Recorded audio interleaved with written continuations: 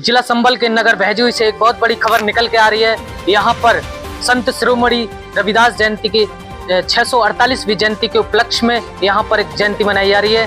दोस्तों, किस तरीका से वो जयंती मनाई जा रही है, चलो देखते हैं। तो यहाँ भैजुई बम्बा रोड पर आए हुए हैं और यहाँ पर जो 648वीं जयंती संत शिरोमणि रविदास के रूप में मनाई जा रही है। महापुरुष हैं, उनकी जुबानी सुनते हैं कि अब वो संत शिरोमणि रविदास के उपलक्ष्य में क्या कुछ बताते हैं, क्या कुछ कहते हैं, क्या कुछ समाज के प्रति क्या उनके विचार हैं।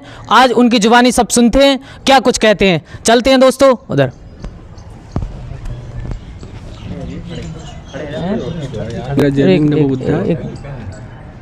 जी, क्या नाम है आपका? जी, मेरा नाम रमेश चंद है। अच्छा, कहाँ के रहने वाले हैं? नया बाजार बम्बा रोड भैजुई के निवासी हैं। अच्छा, ये जो रविदास जयंती मना रही है वो कितने वर्ष हो गए? जी 648वीं जयंती हम नया बाजार बम्बा रोड भैजुई में मना रहे हैं। दरअसल में जो रविदास जी हमारे समाज को बताना चाहते थे उसका ब्राह्मणीकरण करके हमें उल्टा कर दिया। आज जो है मेरे जो दुकान मेन चौराहे पे है और आज काफ़ी संख्या में लोग जो है गंगा स्नान करने जा रहे हैं, बहुत बड़ी संख्या में। अगर उन व्यक्ति से एक सवाल पूछा जाए कि आज वो गंगा नहाने आप क्यों जा रहे हो, तो उन लोगों को यही ना पता होगा कि गंगा नहाने क्यों जाए, इसकी परंपरा कहाँ से पड़ी। रविदास जी हमें कुछ समझाना चाहते थे, लेकिन हम उनकी सीधी बात को ना समझ के उल्टा ही समझ गए। वो पाखंडवाद को दूर करना चाहते थे, लेकिन ब्राह्मणीकरण ने हमें और पाखंडवाद में और ज़्यादा घुसेड़ दिया। रविदास जी से एक काल्पनिक कहानी जोड़ी गई कि मन चंगा तो कठौती में गंगा। ये कहानी हम अगर बड़े बूढ़े से पूछा जाए तो हर व्यक्ति को ये कहानी याद होगी, हर व्यक्ति को, कि ये कहानी कैसे पड़ी। बहुत लंबी कहानी है, मैं यहाँ नहीं बता सकता जो है। अगर ना उस व्यक्ति से रविदास जी के बारे में पूछा जाए तो वो विस्तार से इनके बारे में नहीं बता सकता। अच्छा, ये सवाल आपने किया कि मन चंगा तो कठौती में गंगा, ये कहाँ से और कहाँ से ये शब्द निकले जो आज प्रचलित है? ये नाम बहुत ही ज़्यादा, इसे दोहा भी कह सकते हैं, उदाहरण भी कह सकते हैं। ये कहाँ से प्रचलित हुआ? मेरी नज़र में तो ये एक काल्पनिक कहानी है, लोगों को गंगा से जोड़ने के लिए। क्यों गंगा का जो स्नान होता है, जो ब्राह्मणीकरण करके दिया है, ब्राह्मण इसमें जो कि एक तरह से ब्राह्मण को रोजगार के रूप में दिया गया है। ये तो एक तो ये वास्तव में काल्पनिक कहानी कही गई है कि मन चंगा तो कटौती में गंगा। ये इसे कहानी में दिया गया है कि जब रविदास जी ने अपने एक चाम का सिक्का ब्राह्मण को दिया था कि यह हमारी तरफ से ये गंगा जी को भेंट करना, तो उसमें से बताते हैं कि उसमें से एक हाथ निकलता है। हाथ निकलता तो वो सिक्का जो है वो हाथ ने स्वीकार किया और उसमें हाथ ने एक सोने का कंगन दिया ब्राह्मण को, ताकि कि आप ही मेरी तरफ से रविदास जी को दे देना। तो कि आज के वक्त में आप कल्पना कर सकते हो, आप ये वेदों में देखो, जिस गंगा के पुत्र जो है हमारे जो महाभारत में दिखाते हैं कि जो है भीष्म पितामह है, जो है गंगा के पुत्र, तो ये जो गंगा अपने स्वयं के पुत्री की रक्षा ना कर सके तो हमारी क्या रक्षा करेगी। तो ये सारी की सारी काल्पनिक बातें हैं। काल्पनिक बातों को ही रविदास जी ने हमें समझाने की कोशिश करी, बहुत कुछ समझाया, लेकिन हमें बाकी जो मेन सच्चाई ही रविदास जी की वो लोगों ने छिपा दी। समाज को सुधारने के लिए, समाज में जागरूकता फैलाने के लिए आप दो शब्द कह सकते हैं? जब तक मैं मानता हूँ, बहुत से लोग जैसे बाबा साहब को मानते हैं, रविदास जी को मानते हैं, मेरी नज़र में वो खाली मानते हैं लेकिन उन पर अमल नहीं करते। जो हमारे महापुरुष हमें समझाना चाहते थे हम उसको नहीं समझ पा रहे। बाकी हम अपने जो है एक तरह से फॉर्मेलिटी पूरी करते हैं। बाकी जो मेन उद्देश्य जो हमारे महापुरुषों का मेन उद्देश्य जो जो मेन उद्देश्य था पाखंडवाद से, अंधविश्वास दूर करने का, हम उससे अभी भी हम उसमें पूरी तरह से लिप्त हैं, उसमें से नहीं निकल पा रहे। ये आप बार बार कह रहे हैं पाखंडवाद, क्या है ये पाखंडवाद? हमारे जितने भी महापुरुष हुए हैं उन सबका एक ही उद्देश्य रहा है। सारे महापुरुषों ने सिर्फ शिक्षा पे जोर दिया, क्यों जितना आप शिक्षित होंगे उतना ही उस चीज़ से, अंधविश्वास पाखंडवाद से दूर रहेंगे।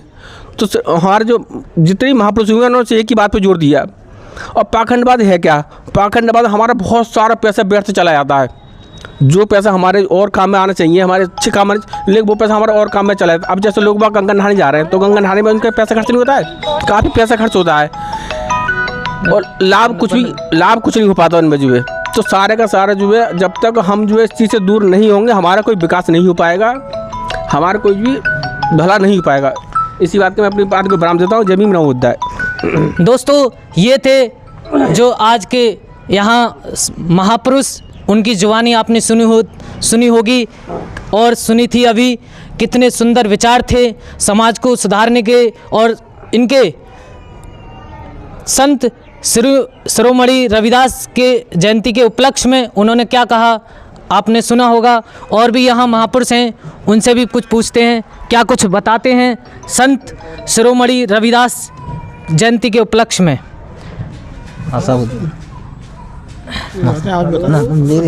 मुझे नहीं बोला, मैं ना बोलूँ अभी। जी नमस्कार। नमस्कार जी। अच्छा, कहाँ के रहने वाले हैं आप? जी बम्बा रोड भैजोई। आज यहाँ पर आपका कैसे आना हुआ है? आज हम शिरोमणि रविदास जी जयंती के उपलक्ष्य में यहाँ पर एकत्र हुए हैं और आज हम उनकी एक 648वीं जयंती मना रहे हैं। जैसा कि हमें और वह हमारे समाज को विदित है कि इनका जन्म 1377 ईस्वी में वाराणसी काशी में हुआ था और ये बहुत बड़े समाज सुधारक, अंधविश्वास को दूर करने वाले व्यक्ति, समाज को साथ लेकर चलने वाले व्यक्ति उन महान वीरों में हुए, जैसे कि कबीरदास जी हैं और संत रविदास जी हैं। और भी ऐसे महापुरुष हुए हमारे देश में जिन्होंने पाखंड को दूर करने के लिए, समाज को अच्छी दिशा निर्देश देने के लिए व समाज को शिक्षा से जोड़ने के लिए भरसक प्रयास किया। अच्छा, ये क्या सनातन से जुड़े हुए थे? सनातन शब्द से ये जुड़े हुए नहीं थे। सनातन ही इन्हें बाद में बना दिया गया।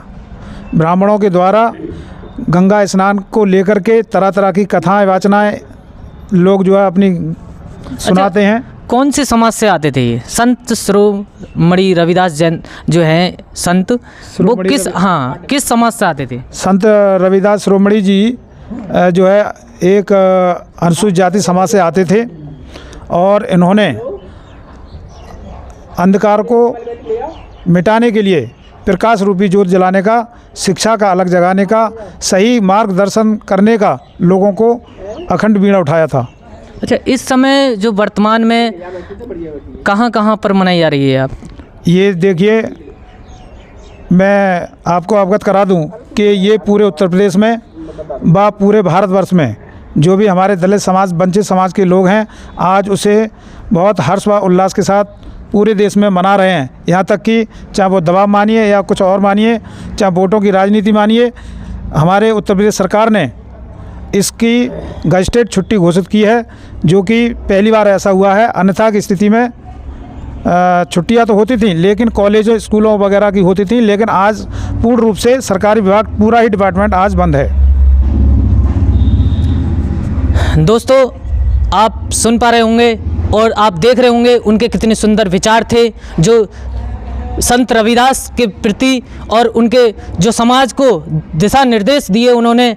आप उनकी जुबानी सुन रहे होंगे। जी, क्या नाम बताया था आपने? जी, मेरा नाम राम कुमार गौतम है। अच्छा जी, राम कुमार गौतम के मुख से आपने जो विचार सुने होंगे, हर विचार में, हर बात में एक एक सत्यता छुपी हुई है और वो समाज को भी दिशा निर्देश का देने का काम कर रहे हैं और अच्छे विचार हैं उनके। दोस्तों, यहाँ और